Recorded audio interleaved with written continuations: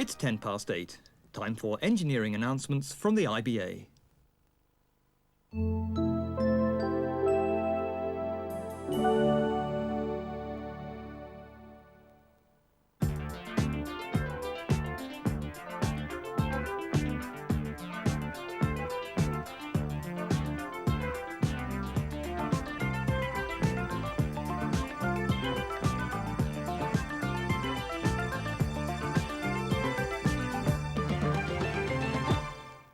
Hello again, and welcome to another bulletin of engineering announcements from the IBA. Today, a sample from our postbag, some interesting questions raised by viewers, which we can answer for a wider audience. In our regular transmitter news, this week's crop of special announcements, and full details of 2 new television relays in the southwest of Wales, Bronwydd Arms and Cynwal Elford. Stay with us. As you can probably imagine, the IBA gets a considerable number of letters each week. The technical ones are generally dealt with by engineering information, and the range of queries we receive is truly amazing. We thought we'd air a few of them every so often, so that more people can benefit from the answers we give.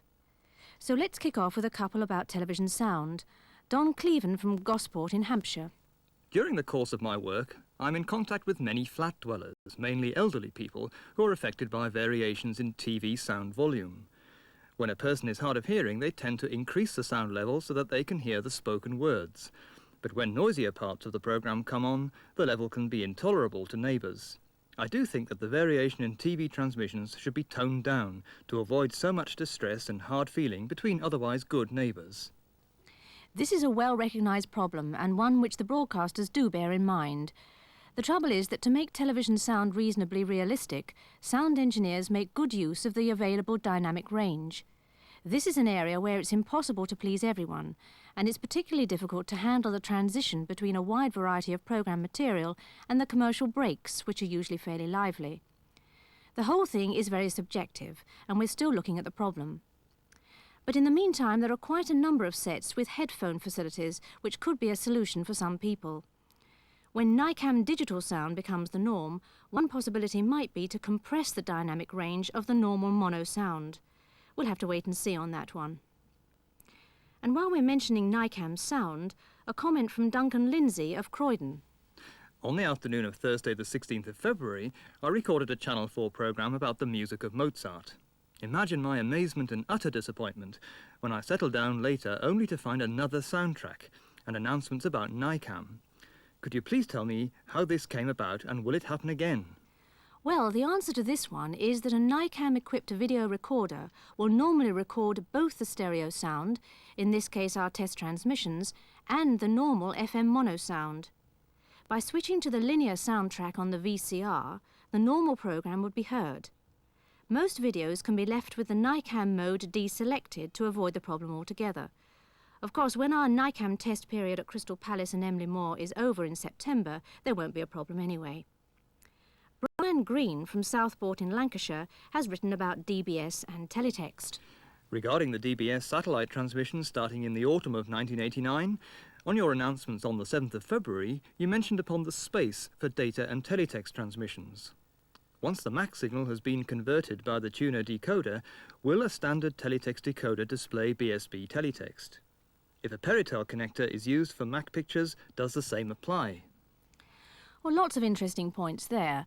The crucial factor is whether the teletext pages are in the form of conventional vertical interval data lines, or whether they are part of the data packets transmitted in the line blanking along with the digital audio. The final arrangement is not yet clear, but the IBA's preference is for teletext to be transmitted as part of the data packets, which would need to be decoded in the Mac receiver and then displayed via the SCART connector or even in PAL via the UHF output. Using conventional data lines would mean that ordinary teletext sets could be used directly, but ideally the vertical interval is best kept for future enhancements on a satellite system.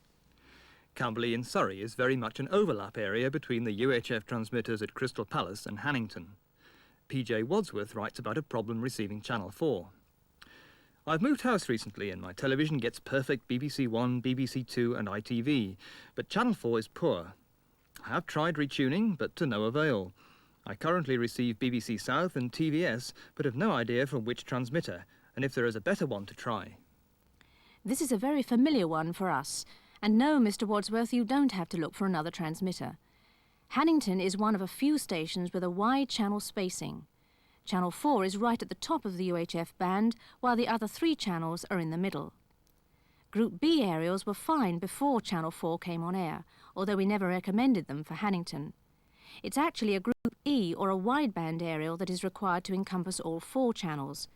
We keep thinking there can't be many more Group Bs left on Hannington, but they keep turning up. Finally, a rather more difficult problem to tackle from Susan Waters in Eastwood. British Coal are planning a massive 350-acre open-cast site in the Airwashed Valley between Langley Mill and Orsworth. The excavation hole will be between 250 and 300 feet deep, and therefore the spoil heaps and baffle mounds will be of a considerable height.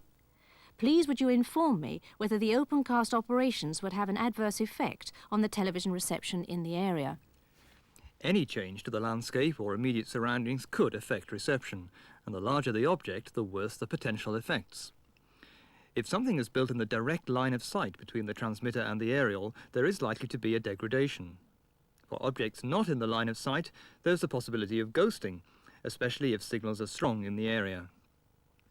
It would be nice if planning authorities would bear television reception in mind when granting permission, although many companies are keen to help make good any reception problems they cause, for the sake of good community relations.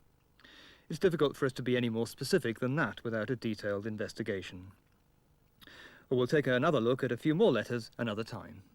We start our transmitter announcements with Lichfield VHF, which carries BRMB radio. The station will be liable to short interruptions today and again tomorrow between 9 a.m. and 3 p.m. due to electricity board maintenance. Moving to television, both ITV and Channel 4 from Sudbury will be on reduced power today and tomorrow from 10 a.m. until 4 p.m. due to electrical maintenance. Over the coming week, there are a number of television relay stations where all channels will be off for up to half an hour for electricity board work. On Wednesday, Hemel Hempstead will be off from 10:30 till 11 a.m. Woodnook will be off sometime between 9 and 10 a.m. Worley between 10:30 and 11:30 a.m. and Trawden off sometime between 2 p.m. and 3 p.m. On Thursday, Brinscall and Oakenhead will be off for a period between 9 a.m. and 10. And finally, Whitewell will be off sometime between 10:30 and 11:30 a.m. New relays now, and Canule Elved, which is just north of Carmarthen, is due on the air in a couple of weeks. The station should improve television reception in the Canule, Elved and Esquire areas, where it will serve a population of about 300. Programmes from HTV Wales and TVAM will be on Channel 25, with S4C on 32. The aerial group is A, vertically polarised. Canule Elved is due on the air in early April. Due at the same time is nearby Bronwith Arms, which has been planned to improve television reception for 250 viewers in the immediate Bronwith Arms area. HTV Wales and TVAM programmes will be on Channel 31 with S4C on 24. Bronwith Arms is due on the air in early April. And that's all for now, but do contact us if you have any technical queries on independent broadcasting. Our address, Engineering Information, Independent Broadcasting Authority, Crawley Court, Winchester, Hampshire, SO21 2QA. Our telephone number is Winchester, that's 0962 822444, and our office opens at 8:30. For a local call from anywhere in the country, you can also dial our link line, that's 0345 078787. We hope you'll join us again next Tuesday at 8:10. So from Bruce Randall and from me, Janet Sorkeld, goodbye until next week.